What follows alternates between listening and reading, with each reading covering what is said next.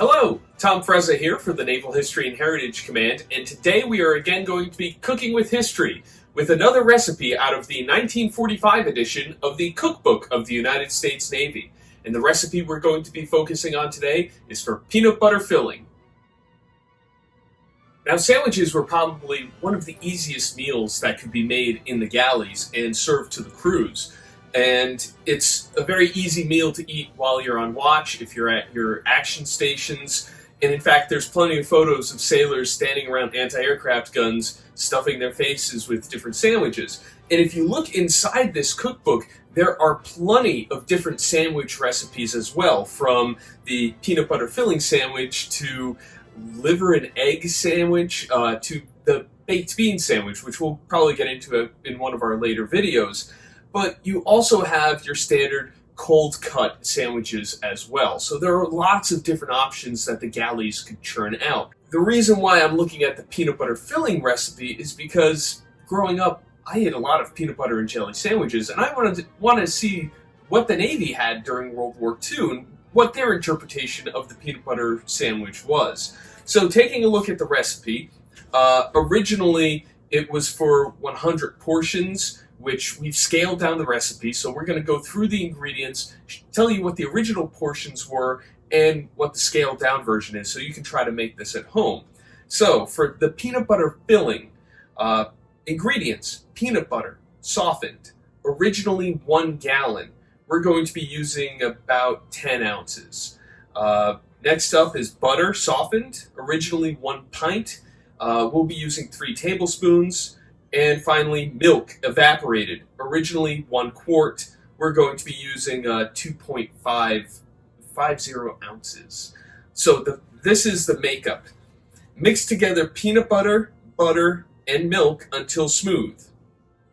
Place on the sandwich. And here's where it gets interesting, because there are a lot of different variations. Like your peanut butter and jam, that's the standard.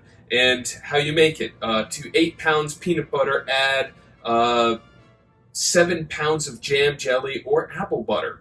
I've done that before, but I want to try something a little bit different. So here are some other options. Peanut butter and ham. To 4 pounds peanut butter, add 4 pounds chopped cooked ham and 2 pounds pickled relish. And here we go, peanut butter and chili sauce. To 8 pounds peanut butter, add a ½ gallon of chili sauce. Peanut butter and horseradish. That's an interesting one. To 9 pounds peanut butter, add 1 pound prepared horseradish. And finally, the one that we're definitely going to be trying today, peanut butter and cooked bacon. To 8 pounds peanut butter, add 3 pounds chopped cooked bacon. Alright, so we're going to get into this recipe. I'm going to do the standard peanut butter and jam, and also alongside of it the peanut butter and cooked bacon. So let's get into it and see how these turn out. Well, here's our peanut butter mixture, and I would suggest using natural peanut butter. It seemed to work very well. And what the milk and the butter seem to do is basically thin out the peanut butter, and from what I gather, it makes it last longer and it makes it easier to spread.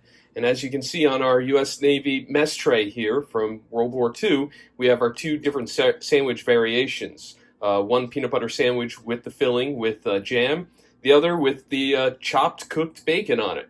So let's give the bacon one a try and see how it is. Well, as a friend of mine once said when he saw the peanut butter and bacon filling recipe, anchors away. This is a pretty good recipe, and I highly suggest you try it out. Same thing with the peanut butter and jam, and that's another fantastic recipe out of the 1945 edition of the Cookbook of the United States Navy. If you're interested in learning more, please visit the website of the Naval History and Heritage Command, history.navy.mil, and we'll see you at our next cooking video.